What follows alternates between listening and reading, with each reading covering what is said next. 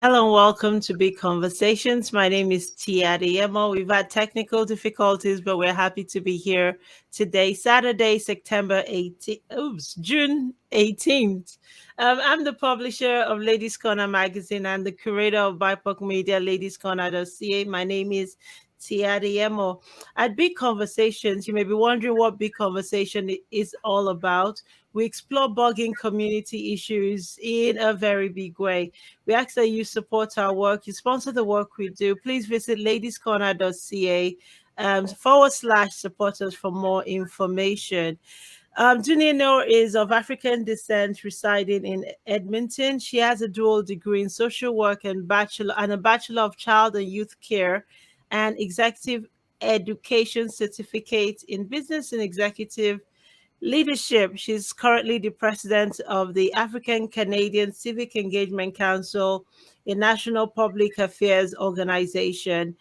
ASEC's mandate is to protect and promote people of African descent, dignity, and human rights while celebrating our people's significant contribution to our society and worldwide. She has over 15 years experience in creating mutual aid initiatives that build communities, creating an inclusive society.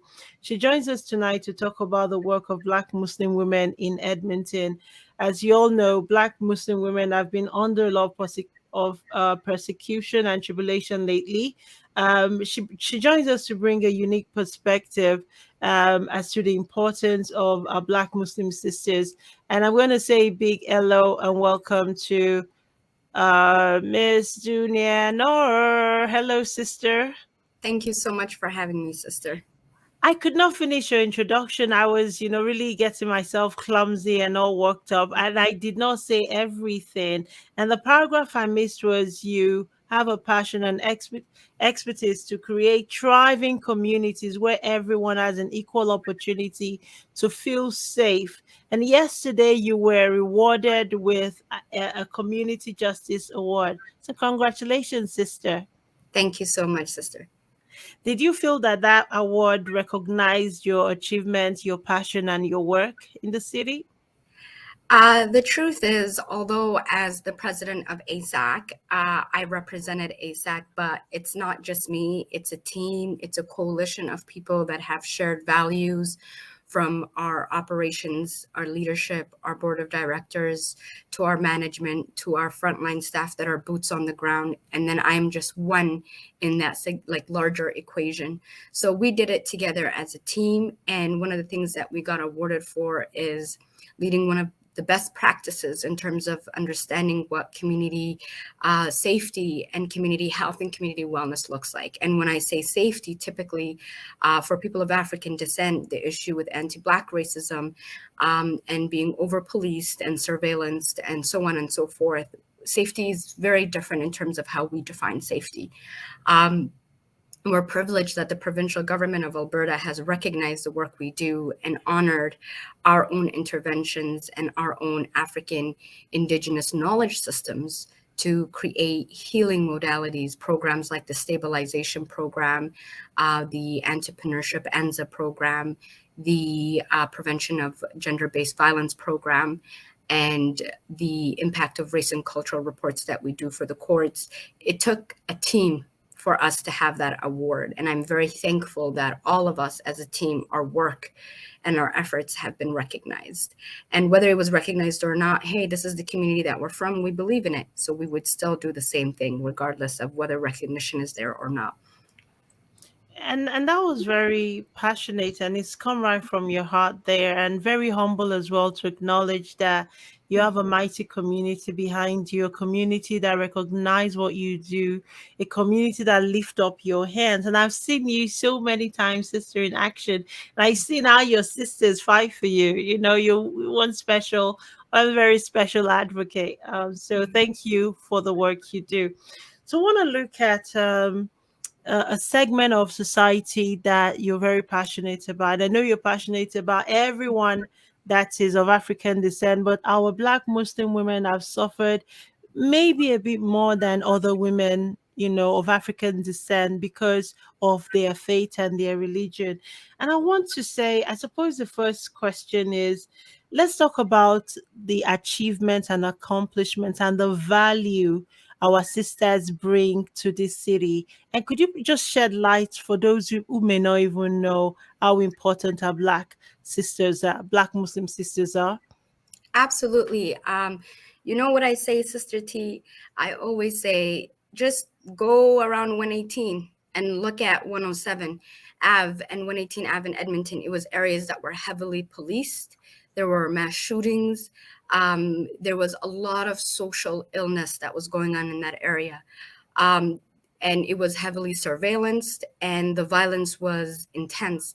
But you know what the Black Muslim community predominantly, what they have done, especially women leadership. What have we done? We went to that area and we built businesses, and we created an intentional community that looks at entrepreneurship, but from a human-centered perspective, motivating one another, teaching youth about entrepreneurship, bringing women into the equation. I walk down 118 Ave and I literally see over 40 businesses, all by people of African descent. And you're right, majority of those businesses, to be very blunt and honest, are people that have the intersectionality, the leaders, the founders that, contribute to the economic fabric of Alberta, and matter of fact, assisted in its recovery and ensured that as a community, we are thriving and we're exclusive and specific focus on equity seeking communities as well. What do you notice? You see that it's African Muslim women. And why is it important? These are mothers, these are sisters, and they came directly from the motherland. And this is a community that intimately understands what it feels to be targeted, by racism and xenophobia and Islamophobia and anti-Black racism and Afrophobia. They came directly from the motherland. They're newcomers. They had to learn English was not their first language. French was not their first language. They had to learn everything. They had to start everything from nothing, pretty much. And now they're thriving and they're giving more opportunities to our sisters and brothers in the larger Black community. So with that being said, it breaks my heart that these are the same people that are being attacked and targeted for hate-motivated violence that is gendered, that is Islamophobic, and that is also anti-Black racism. And just like you said, the attacks speak to the intersectionality of the community that is being targeted. They're not just targeted because they're from the women community. They're actually African women, and they're Muslim women, and they're visibly Muslim women. And these women is women like my mother, my sisters, my cousins, my aunties, and it breaks our heart. But we're very resilient and we adapt to harsh environment because we came from environments that bear the brunt of the consequences of colonization, and that led to civil war. We were displaced. We experienced human atrocity. We experienced genocide, and we overcame all of that. And that's why even when you look at Black folks, it's important to understand that there's intersectionality in terms of even their pre-migration and post-migration story, right? There are those that were forcefully out of their land, dislocated, displaced, and are experiencing multiple of different issues, but somehow thrive. And therefore, I would say our community is resilient. I want to start clapping, but I calm down. I've been on 118 so many times, and for some reason, I'm okay. I'm hiding behind the camera, behind my mic. For some reason, okay. So actually, this is what I was going to say. Would you attribute your resilience to the generosity of Alberta, the city they're in, or to inbred heroism and and the power of women generally to adapt? The first question. The second question is, I feel 118 has been, is also a very poor neighborhood, sister. I feel 118 has a lot of houselessness, and I feel 118, if maybe more resources. Look, 118 is not like in London, there's Bond Street where you have the most expensive shops. Right. 118 reeks of poverty and danger as well. But I hear what you're saying. Could you please speak to both and why the city is not even doing more to bring more vibrancy and more money onto 118 and 107? I'll start answering the second question first, if that's okay. When I think of 118, as you said, 118 Ave, Alberta Ave is what I'll refer to throughout this segment of the podcast. Alberta Ave is vibrant, is powerful. It has diverse cultures. It's on Treaty 6 territory. And the community that made it vibrant is actually people of African descent, to the point that if it was up to me and if I had the power and the energy to lobby, I would even call it Africanville, simply because you could see how multiple of different tribes, and when I say tribes, I'm talking about various of different cultural experiences and different cultural communities come together. So in this interview, I want to shed light on the power of 118 Ave. I don't see it as a place, and this is just maybe my socialization, I just don't see it as a place that is impoverished or going through a lot of violence. I see that it was a place that was highly violent. I see that it was a place that was highly surveilled and, policed. However, we need to give credit to the African community, in particular the African Muslim community, that made that area a safe place, that made that area an entrepreneurial hub, that made that area, you can walk, the businesses are thriving, you'll see children, you'll see grandmothers, you'll see families, you'll see art, and the art, you'll see Indigenous art, you'll see African Indigenous art as well.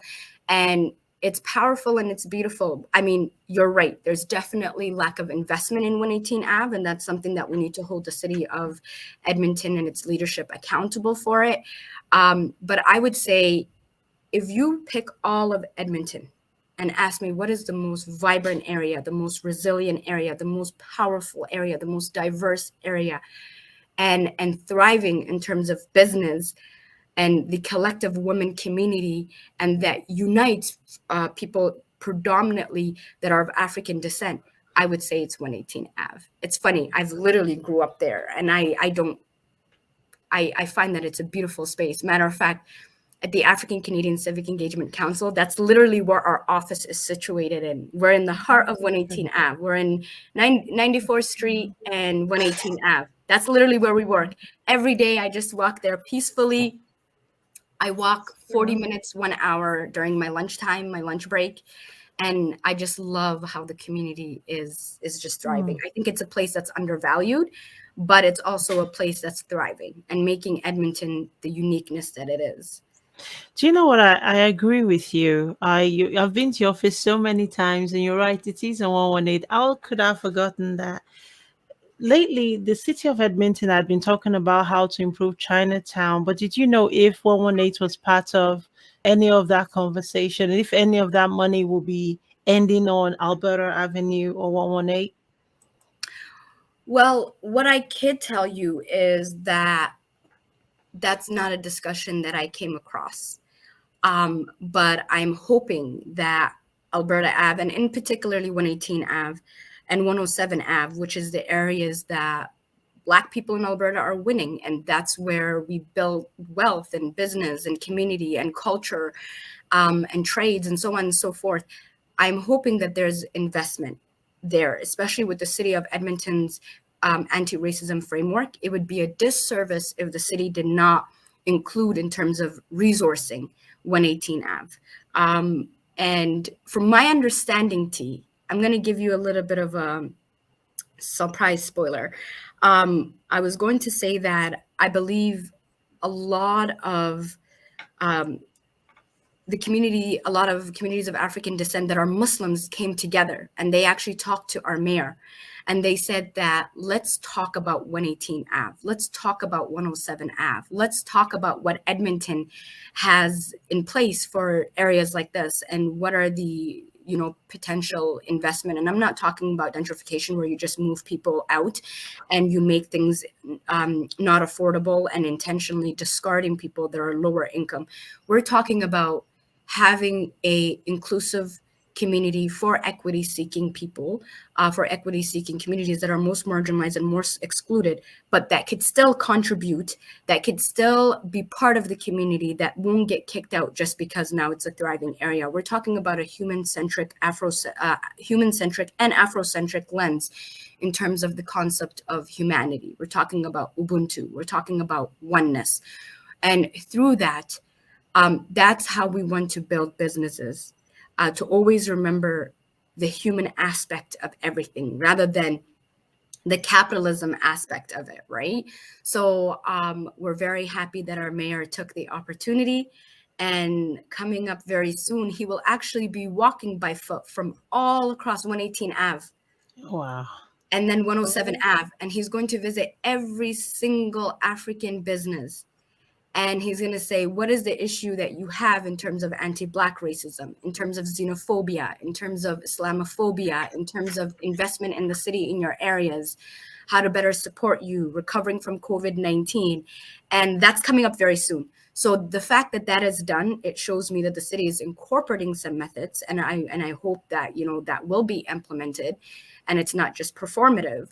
But at the same time, they're doing it collaboratively, co-created with community rather than just top down coming from the city, but rather bottom up. So you could see this is a community that could advocate for themselves. And that's what we did. We brought the mayor and we said, hey, wear your nice sneakers. You will walk down the block with us and you will get to know who we are. And it is a long block, but all the women, most of the stores there, you're right, Black Muslim women, and they are successful women in their own right. Women who have braved the climate, who have braved the culture to thrive. You know what these women are talking about. I'd like to ask you, what would they like to see more of? Would they like to see more police officers? Would they like to see more garbage dumping? One, and then two, how have they dealt with rise of Islamophobia 118? How have they dealt with rise of xenophobia? How have they dealt with the rise of anti-Black racism? Because it is an issue as white supremacy is also on the rise. If you ask me, and I'm not speaking for everybody there, I want to make it very clear. I'm speaking for the individuals that I closely work with, which is a lot of communities. Actually, across 118 Ave and 107 Ave, almost every business owner is related to my mom or dad. So that's family. What I would say is they are not, in my opinion, it's communities like this that would advocate for harm reduction, insight spaces, more programs for houselessness rather than punishing poverty and making it into a criminal issue. Rather than that, looking at it from a community health issue, community wellness issue, right? Also, in my opinion, they're looking at investment in terms of their own businesses. For example, I know that especially when it comes to the federal government of Canada, they have done an incredible job in terms of investing in Black-led, Black-owned businesses. But my question is always, living in Alberta, right? Living in Western Canada, which is typically isolated. And although if you look at the Black community, the number one largest Black population across Canada is Toronto. Second is Ottawa. And third is Alberta. Alberta, they are concentrated in Edmonton, right? And therefore, those communities that own those businesses is what makes up the largest community. And they have the multiple intersection of understanding what it means to be displaced, understanding the issue of refugee, understanding the issue of Islamophobia, and understanding anti-Black racism. So, and understanding how serious and how real, gender-based violence is. A lot of them lost their families to that. So, and understanding the issue in terms of neo-Nazi white supremacist groups, because they face that. That is the reality, right? So the question is, what would make these communities thriving? What would help these communities in terms of like how to thrive? In my opinion, is invest in their own personal business, make capital for them so they can actually hire more people, train more people, right? And then create opportunities of create opportunities of harm reduction. Because believe it or not, harm reduction makes communities like that particular area and demographic in terms of in Edmonton, Alberta, 118 Ave. Harm reduction is a beautiful model that actually looks at the social illness, but meets individuals where they're at and protects all communities. In my opinion, this is my opinion. And then the second thing is investing in more community garden in that area, having libraries in that area. There's already a community league in that area that's called Alberta Ave Community League. It's beautiful. If you walk by it, it's just, there's flowers surrounding it, right? But when you go to, it's sad because when you go to like White Ave, the businesses are thriving. Then you come to Alberta Ave, you come to 118, and you're right, you see a bunch of garbage dumped everywhere, you see broken doors, you see that it's already over policed. Has it solved anything? Absolutely not, right? It just makes our men and our young boys a lot more scared because they're more, according to research and according to our own lived experience and realities, they're more likely to be profiled. So more policing will not solve the issue, but I think more investment, more social services care, and more investment for individuals living with mental health and houselessness, and more resources for individuals living with addictions, and also investing in Black-led, Black-owned programs. That is what the community is asking for. And that is an anti-racist approach as well.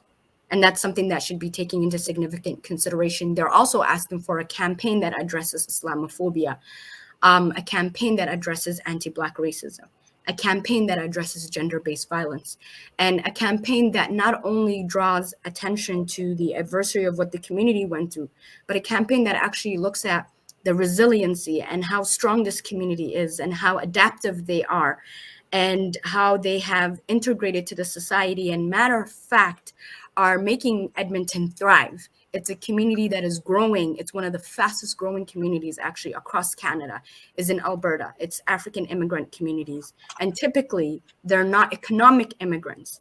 They're refugee immigrants. And that also has a completely different perspectives in terms of how to engage in areas of social issues and social policy, right? When you are forcefully displaced from your home and you come to a land that you have no clue of, and it was a result of colonization and enslavement that took place in your motherland, it's different than when you came to Canada voluntarily and you applied to be a skilled worker, or you applied to be an international student. And those Black folks have their issues as well. They have their barriers of anti-Black racism in academia, in different spaces. All I'm saying is, when you're a refugee African person, the way you see the world is so different. And the way you understand humanity and the way you prioritize humanity is so different, because you've been exposed to genocide, culturicide, displacement, forced location. And therefore, you're not someone that settled in Canada and Edmonton for the sake of opportunism. So that's why our youth are more prone to mass incarceration, mental health, and that's why we're being attacked and targeted. And that's something that, as much as we are one as a community and we show solidarity, we need to respect and understand that you can't just lump everyone in one piece, that we all have different lived experiences, we have different stories, we have different struggles, we have different privileges, we have different struggles in terms of how we overcome those privileges. And that's why I'm so passionate about 118 Ave and 107 Ave. Yeah. Yes, sis, you are very passionate, and I'm learning a lot as I'm doing this. One of the things you mentioned was Mayo Zoe in sneakers. He's photogenic anyhow, and just seeing him in sneakers, yeah, he would no doubt lose some calories, extra calories.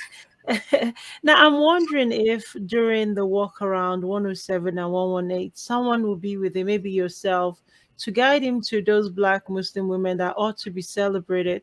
Because when you talk, so what we're dealing with here is the adaptability, the resiliency, and entrepreneurship of Muslim women. And some of these women don't even have a megaphone to applaud themselves. They've just got to. My feeling is they have just carried on. They've just carried on. They've learned the language. They're trading. They got a store on 118, and no one has even ever acknowledged or seen them or even clapped for them before. Is this in the plan as the mayor does his work? Like this store 1217, I don't know, for example, this lady here with 6 children who sells makeup and clothes and shoes and bags. We should give her something, or we should just recognize her. We should celebrate her because she's been resilient and she's investing in Edmonton by opening the store. She's paying her taxes, and some of her money is going into, yeah, is doing Edmonton some good somehow. Mm-hmm. Mm-hmm. Absolutely, absolutely. And what I love about these women, I would say aunties, they are donors, they are funders when a lot of Somali organizations don't have money to support the people, and the feds don't give them the funds, the province don't give them the funds, the city of Edmonton doesn't give them the funds. Then what happens? They get the funds from the business owners. So aside from paying taxes, they invest in mosques, they invest in masajids, whether it's the masajids that disproportionately, like significantly has a number of African Muslims or Pakistani Muslims or Arab Muslims. These aunties don't care. They invest in all the masjids across Edmonton. And you're right, they're investors, they're donors, they're breadwinners, they're matriarch, they're business owners, but no one is acknowledging that. And to add injury to the insult, they're even being attacked now. So there's something that's deeply like personal for me, that it's like, seriously, this is where we got to, right? And what was the province's recommendation? Take a pepper spray and learn karate and defend yourself. And that showed their own Islamophobia, their own prejudice against African refugee people, right? So what does that tell you? That what I learned is not all skin folks are kin folks, and not all of them will understand who you are and where you're from. And just because we're all African does not mean we share the same principle. Especially everyone is motivated by their own experiences and their own pain and their own trauma. But when a Black man doesn't deal with his trauma, he hurts the whole community and burns the village down. So our community is disappointed, and there's a sense of feeling of betrayal, not only from the fact that all levels of government failed us, but also the fact that there was a betrayal that we experience even within our own people. So we're trying to recover from that, but we're always resilient. So that's something that we can easily bounce back from. But with that being said, you asked me earlier, who invested in you? I literally say the women in my community invested in me. I was raised by a mother who is so brilliant, so strong, so powerful, who came from a significantly wealthy and well-recognized family in all of southern Somalia. Came to Canada and did not even know how to speak English, and started from scratch and raised us in social housing, and took literally our whole life. She fed us with $5 an hour working in a daycare. That's who raised me. So, and I come from a grandma that is so strong and always was the matriarch of what kept the family together. Matter of fact, when she died, we packed our bags and completely left Ontario, because that's how much, the impact of her loss. And by extension, all these aunties that are thriving in our community is a mirror of my mother. It's a mirror of my grandmother, and that's who invested in me. And they are Somali women. And they own places like Capital Halal. They own so many different businesses, whether it's meat markets, whether it's clothing, whether it's beauty shops, things like that. I know that when my mother struggled and she couldn't afford food because the paycheck wouldn't come, what would she do? She would just go to the next Capital Halal and she would say, hey, or Northeast Halal Meat, Uncle Ali and them, and she would say, oh, I didn't get my paycheck yet. Boom, they give her all her money. She gets her paycheck in the first of the month and she pays for it. That's how we grew up. So it's people like those Somali community that invested in me. It's people like Dr. Bukola Salami from the Nigerian community that invested in my learning. It's people like Dr. Sophie Yohani from the Tanzanian community that invested in me and made me who I am. Honestly, it's various of different people that are African Caribbean and Black. We're all people of African descent. Somehow we share the same ancestral line, which is Indigenous African people. And it's not just the Somali community that invested in me. It's various of different communities among the Black community. But because I think that when you're doing work with community, it's also important that as you're serving people from diverse background, your own community has to trust you and honor you and respect you and see that you respect them prior to even going to any other community. And that's where my commitment to my community comes from, because that's our own African, protocol from my culture. You can't just run to other communities and say, I want to support them. Clean up your own house first. Invest in your people first. Next, who's your brother? Who's your sister? Next, who's your neighbor? Next, who's your society? Who's within your province? Next, who's within national? So that's how we think, right? And a part of that is also the Islamic teachings that, charity starts at home. So I'm not going to say that, hey, I'm not going to talk about community, African indigeneity, and then I'm so disconnected from my own community. Right? So that's not who I am. But when I think about who shaped my learning and who invested in me, it was Somali women, it was Nigerian women, it was Tanzanian women, it was Caribbean women, it was Kenyan women. And that's who made me who I am right now. Mm-hmm. And that's the power of community. Ooh, this is making me emotional. Well, you could not have said, no one could have said it any better than yourself. So I appreciate. And one of the things I'm learning from you as well is honor begets honor. I see you spend time honoring people, honor will come back to you. I see you spend time appreciating people, appreciation and love will come back to you. So I'm learning that as well. You get what you give. And I'm wondering in the sense, because I know the power of the Black Muslim women bloc, of Somali women bloc. And at this stage, there are 8 candidates running to replace the current premier. Is there any one candidate you're gathering around who will favor the cause of Black Muslim women? I'll be blunt, Sister T. I say right now, let's put this into context. So the UCP, there's various people that are running for the leadership to be the premier of Alberta. Who is the best person? Well, I say, first of all, number one, I'm just going to be blunt. I'm supporting MLA Rajan. And the reason why is because various different reasons.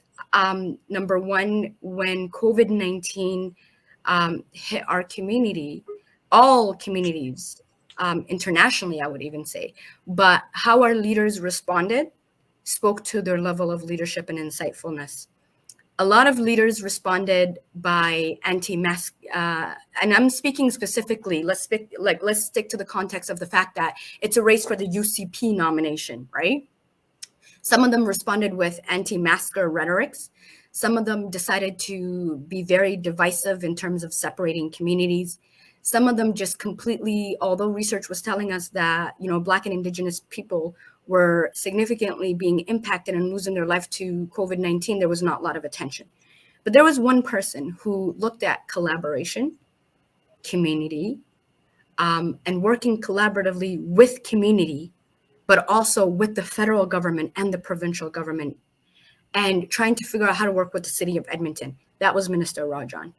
When Black Muslim women were attacked, the only minister that actually supported us, it wasn't our Minister of Justice, who was an African man. He actually said, carry a pepper spray and learn how to, fight karate. Would you have said that to a white woman?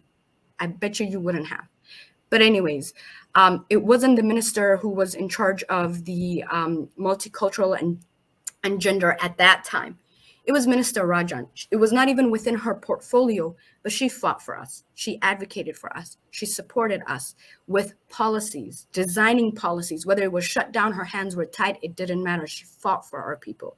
I could say that. The other thing is she's supported with resources. She's funded so many different Black communities that served the greater Black demographic. And it wasn't just Black Muslims, it was the larger Black community. And it wasn't just Black people, it was a lot of ethno-cultural racialized community. And it wasn't just racialized communities, she supported all of Alberta and Albertans equally. So the point is that her investment was not in one particular area rather than the other. But all she did is when she was drawing her map in terms of what is the best way to intervene, she ensured that equity-seeking communities that are from diverse communities were not left behind. It was inclusion. So that's another reason why we're supporting her. Aside from the fact that, she's a very brilliant woman, her background is in economics. She is a strong leader. But she showed her commitment to various of different communities, and she showed her care, she showed her compassion. What I could tell you, Sister T, that a lot of people do not know is when all these attacks were happening, this is like 6 months before her daughter got attacked, she was on the phone with us. She stayed up with us till 12 a.m. She visited every single victim that was impacted. She helped with victim impact programs. She assisted in terms of, significantly funding and building the capacity for those women communities that were being impacted. Our court program exists right now in terms of helping women fleeing violence at ASAC because of Minister Rajan. She's helped different communities with COVID-19 funds, with childcare funds.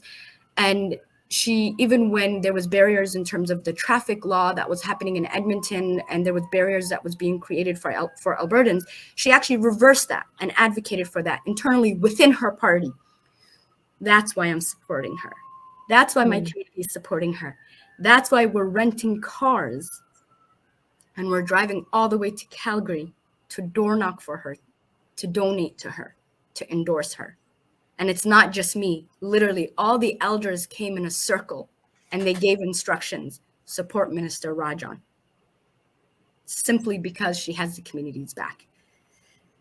Oh, that's powerful. Oh, wow. Okay, so you see, that's why we invite, heavyweights like you. We begin to learn things about what's going on. And I hear what you're saying. Would you speak to the effectiveness of the resources received? Has it stopped the problem? Has it helped the problem? Has it ameliorated the problem? Where are we at in terms of the aggressiveness of the Islamophobia and Black racism issues faced by Black Muslim women? Absolutely. That's an amazing question. And thank you so much for asking that. The truth is, when it comes to these type of attacks, it's historical. And whether we like it or not, we cannot deny that it's built in the fabric of sometimes what even makes up Alberta. However, what I could say is that the problems continue. We need the federal government, the provincial government, and the municipal government to collaboratively work together and put their political stripes aside. I was going to say that the federal government launched a program right now that's advisor to the Prime Minister's office in terms of Islamophobia. What we're hoping is that the person that is selected would have the intersectionality of being Black and being Muslim and being a woman, because that's who's being impacted the most, in my opinion. The other thing that I was going to say is that there's a lot of programs that are, pretty much, there's a lot of programs that communities are investing and building that blueprint, because the truth is solutions should never, ever come down from top down. It should always be from bottom up. But then there are things that all of our governments is aware of. For example, the rise of white supremacy, the rise of homicide in the hands of gender-based violence, the rise of xenophobia and Islamophobia and anti-Black racism. So I still don't see anything that is concrete. There are efforts that are being made here and there by individuals that we feel have the best interests in our community. But when it's not a collective effort and that energy is not synchronized, that's where we lose at the end as community. With that being said, we're not naive to think that politicians will always advocate for us and represent us, but more so, we will continue to advocate for ourselves. We will speak in terms of what works for us. For example, over-policing our community will not solve the hate against Black Muslim women in Edmonton, but what will solve it is really looking at the Criminal Code of Canada when it comes to hate-motivated violence and what the federal government wants to do in terms of strengthening and making and setting the precedents so no one just thinks that they can go and run a family over with a car or smash a Black Muslim woman while she's walking in an alley on the her face on the floor, right? The other thing is increasing victim services supports provincially within EPS in terms of investigation. So where we need the police is when a hate-motivated crime happens. We need the police to investigate, lay those charges, and then follow up with the community in terms of where that person is at. And matter of fact, that would be a closure. The second thing is creating, what is it called? Crisis lines, where if you're a Black Muslim woman, you're experiencing hate-motivated crimes, this is where you could call. So we're just starting. We're recovering from COVID-19. We're recovering from so many different things. There's so many different things happening across the world that is really crisis-driven, and we all just need to slow down, ground ourselves, and say, okay, what is working and what is not working?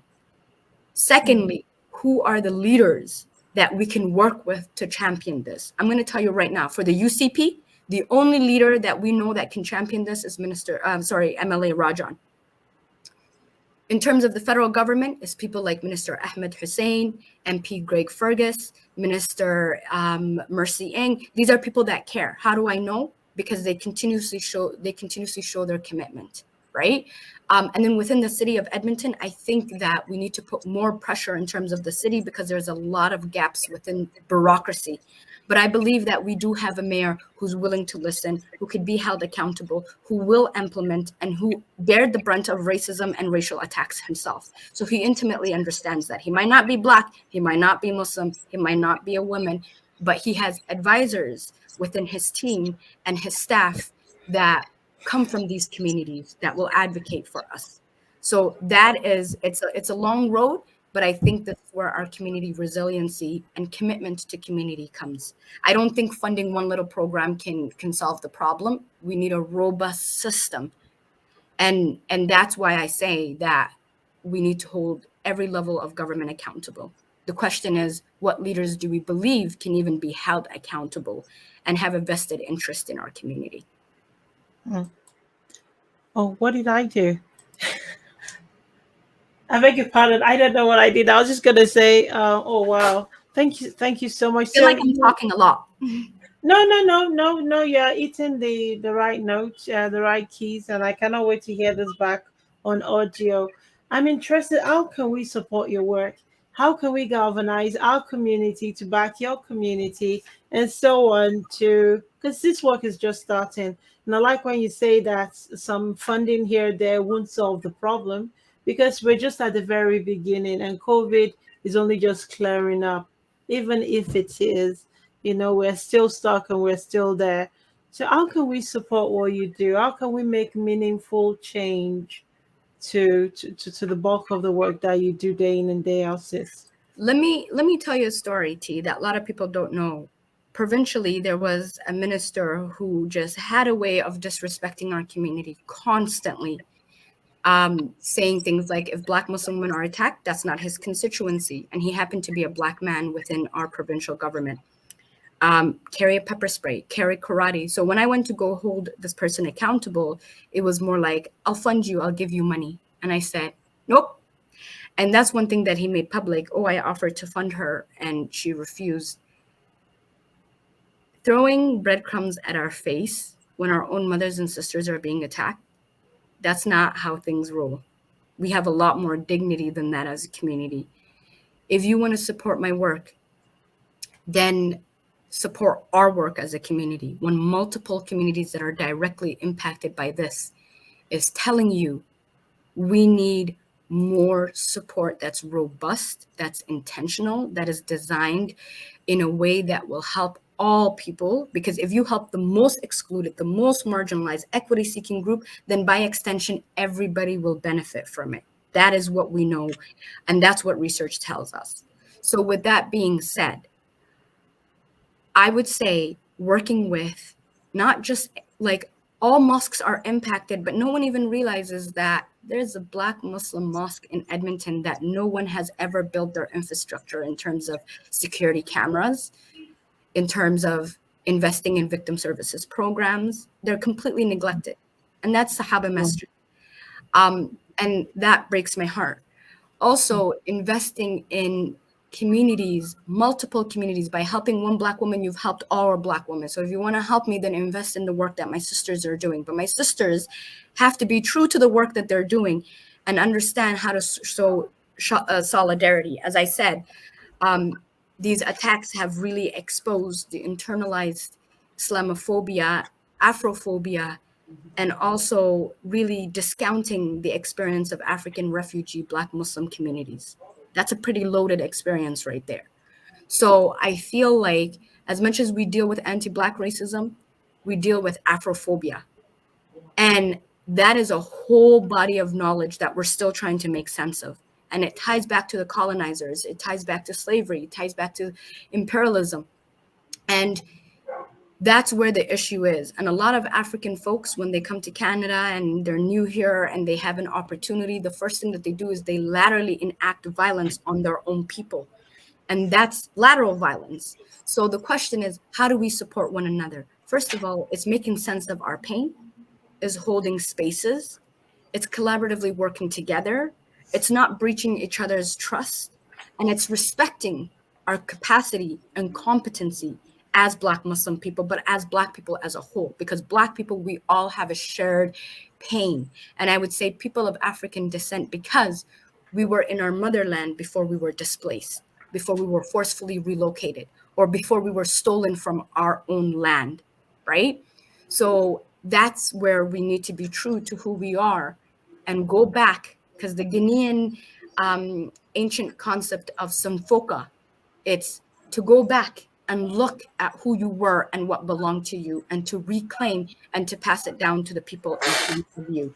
So I feel like people should not run to, here's an intervention just for the sake of money grabbing, but really on a deep, deep level, critically thinking about who are these communities, where am I from, how are we all being impacted, and how did we keep each other safe? Because I'm gonna tell you the truth, when I was chased by white supremacy groups, I drove really quickly, and my friend, same thing, and we went to the Somali restaurant and we parked there. And when they came out of their car, a bunch of African uncles came out from the restaurant and they stopped eating, and that's how they walked away. I didn't call police. That's a story that should tell you about this community and how they develop their resiliency. Oh, wow. Because I know it takes a person 7 minutes to bleed to death. And if I called police, I might have not been alive. So that's the type of community we have here. You can't negate that and just say, I know better. You don't know better because you're not from that community. So even if you're Black, you need to have a sense of humility to understand that I've never been in a refugee. I've never been in the Dab camp. I've never been in Kakuma camp. I've never been sexually assaulted in a refugee camp by my own sisters and brothers because of colonial violence. I've never been surveilled because of the anti-Islamic rhetoric of Terrorism Watch. I've never been on one hand called the N-word by white folks, and even my own brothers and sisters that are Muslim that are not Black, and then on the other hand called a terrorist. If you're not experiencing that, then show some sort of humility. And that's why other Black folks can run to recommendations like pepper spray and karate, because you're not from these communities. If you are not a person that have directly been uprooted forcefully from your continent and generationally enslaved, then show some humility. All African people were impacted by colonization. All African people were impacted by slavery. Whether we want to call ourselves African, Caribbean, Black, it's up to you. The point is, our story starts in Africa, and our healing starts in Africa. And I see some Black folks showing Afrophobia right? Don't even want to be associated with it. So I'm learning how to proudly say, I'm an African woman, I'm indigenous to the continent. This is what happened to my people, but this is our ceremony, this is our dance, this is our language, this is our food, this is how we healed. And I think that is the biggest thing I was going to say. As we propose strategies for the federal government, for the provincial government, for the municipal, don't put all your eggs in one basket and think that these institutions are meant for you and will protect you. Our own African indigenous knowledge systems that the ancient communities, such as our brothers from Nigeria, Ghana, Somalia, Ethiopia, Cameroon, you name it, South Africa, these are still alive. But when you disconnect from your culture, that's when you start to embody that colonial violence that you yourself internalized. So that's all I'm going to say. My sister, you've said a lot to provoke our listeners, to provoke me. And I hope people who listen, who pick this up on YouTube and podcast would imbibe perhaps the spirit of humility to learn to actually hear what you're saying, because what you're saying is deeper than both of us. And I want to thank you for giving us a lot to think about, that the work is only just beginning. But broadly, I also want to say thank you because I have known you a couple of years now. You always put your mouth where your money is, or you see your money where your mouth is. You support LCC Media as well. You have not sat down and watched us burn. You have invested in our magazine, and without your support, I don't know if this edition would have been possible. So I want to say a big thank you for that. And to our audience who may want to support us, visit our website ladiescorner.ca/, support the work we do. You support us, and this is the spirit of what you're talking about. We should get our hands in the work alongside with you. And this is what I hope LCC Media will carry on doing. And I hope more people listening will be burnt. Well, they'll be on fire to join you in the work. Even though the work can be mentally exhausting, the work can be tiring, but it's valuable work, it's meaningful work, it's work that brings healing at the end of the day. So, my sister, I don't want to let you go. I feel I'm being reoriented. I'm learning to be better as a woman, as a female, as an African. I'm also understanding more what life could be from the lens of a Black Muslim women. And this was what we tried to do. What you tried to do in the write up in our current magazine with the OU Collective. And I cannot say thank you so much for opening our eyes. Because even though we're all Black people, it's the lens is different if you're a refugee African. If you've come in as a refugee, you've maybe even fought more demons than the rest of us who came in economically, the rest of us who are maybe struggling in different aspects as well. So you've given us a lot of food for thought, and I want to say thank you. It is a Saturday night, and I know your husband is somewhere, ready to get his dinner. So I want to say thank you so much for joining us today. Oh, sorry, I think you're muted on my end. Oh,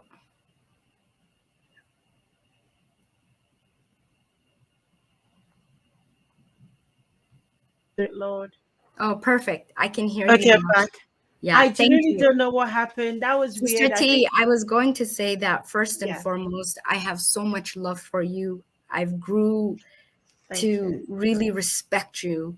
And we respect LCC Media Foundation because of the process that you take when you write the story.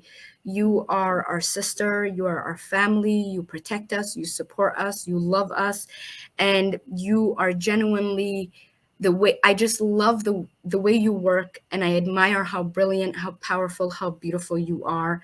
You're one person that we will always be committed to supporting, and that we don't really, it's like people always say a prophet is not valued in his own or her own home, right? That's how I feel about you, your critical lens, your thinking, the way you support our youth. Edmonton is so lucky to have you. I am lucky to call you my sister. We trust you, we believe in you, and you truly showed us how all Black folks can work together in solidarity, because just like you said, we're all healing from our own pain. The fact that you're a Black person in North America, that right there is a struggle enough.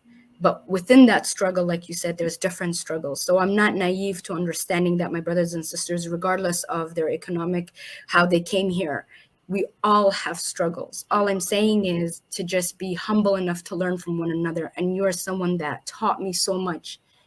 And I admire you, I love you, we respect you. And the segment that you wrote for the Hoyo Collective, I have businesses across Alberta saying, now that woman can write, and her team. And I know it was a Nigerian sister and a Somali sister that tag team, Judith and Kauta, and they have produced that.